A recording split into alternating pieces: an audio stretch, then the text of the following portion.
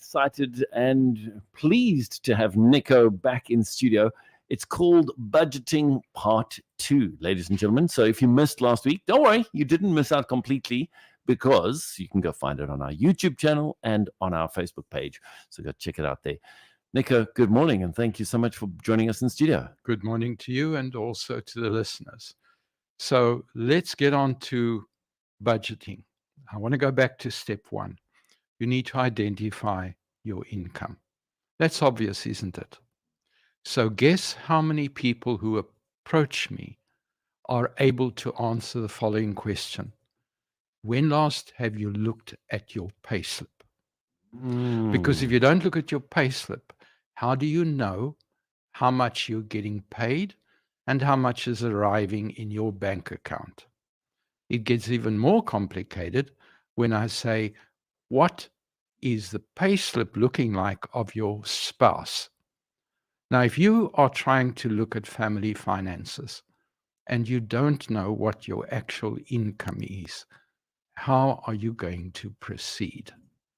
So you need to know what you're earning, your spouse is earning, and any of the young people who are living with you, what are they earning?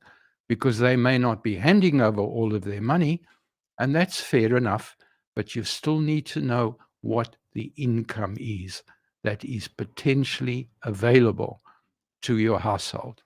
So that's the easy bit, what comes in.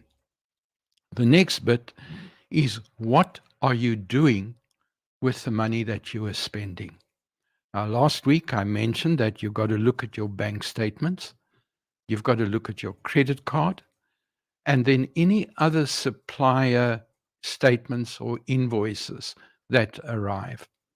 And then you've got to categorize, because you need to know what percentage of your income is being spent on food, on transport. And transport is not only vehicle repayments, fuel, repairs, insurance, parking or taxi, train, depending on which mode, or even bus tickets. So it's, what are we spending on food? What are we spending on transport? What are we spending on clothing? That's really important. What are we spending on Wi-Fi and telephone? What are we spending on savings? Savings is an expenditure for now.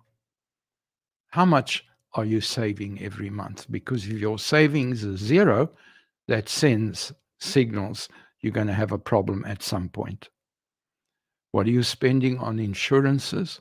What are you spending on pensions or RAs? How much are you allocating for pocket money? You need to know what you're allocating. Pocket money can't be what's left over after everything else has been spent. That's not going to be fair on somebody. What are you saving towards your holiday fund? Now, holiday doesn't mean you're going to pack your bags and you're going to go and stay in a hotel.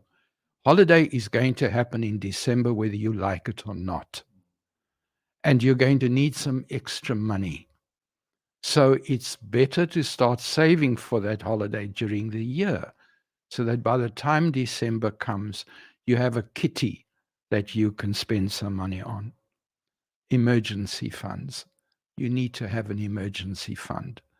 How else are you going to replace that tire when it blows up on you?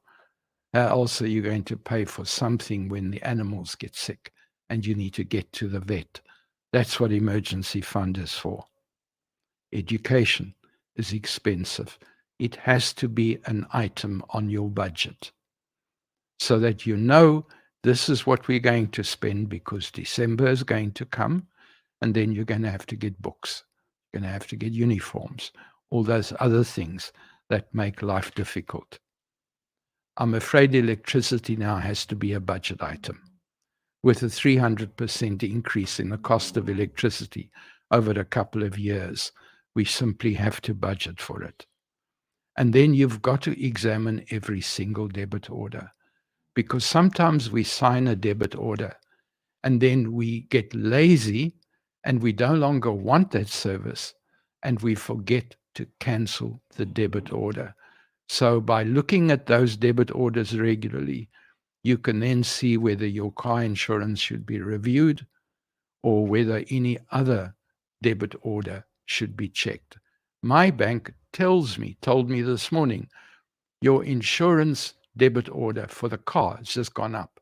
Now I know I need to go and look and see what that company did, because I can't remember them warning me that the premium was going to go up. And if it's unreasonable, then I'm going to shop around and I'm going to find a company that manages my insurance better.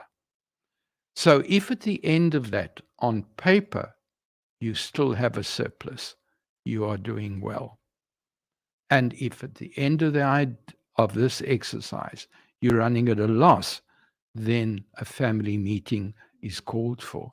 In our household, we say a come to Jesus meeting, because they're not always very pleasant discussions that have to be held. And sometimes we have to speak the truth amongst our family.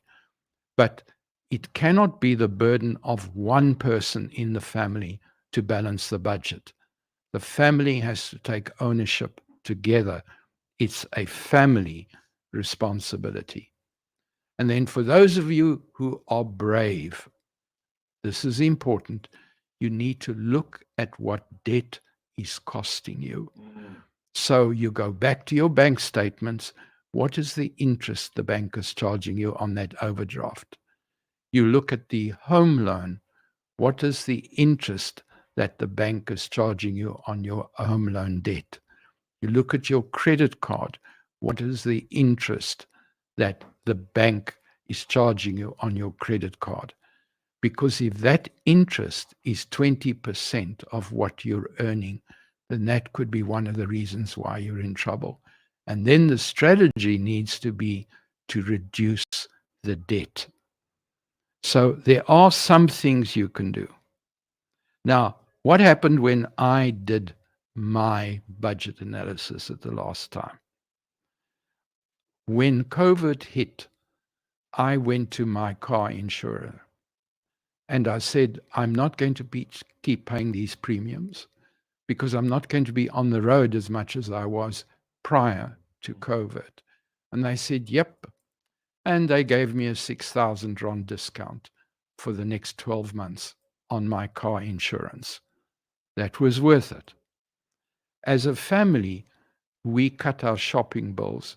We no longer support only one store. But now I do look at the 3 major stores when I've got my buying list together, and we say, okay, they're going to get this item, these people are going to get this item, because there's a lot of competition between, and I also take into account the discounts of eBucks. It can make a difference. I love cappuccinos and I love lattes. But when I realized that it was now costing me 1,500 Rand per month, I decided it's cheaper to go and get an espresso machine, because those pods are costing me 10 Rand, not 50 Rand per cup. So there are things you can do. You don't necessarily have to cut your standard, but when you do start budgeting, you can surprise yourself by what you can buy, even if it's just buying fruit and veg that is in season, rather than something that is now a luxury item because it's not readily available. Have fun. It can work well. Thank you, Nico.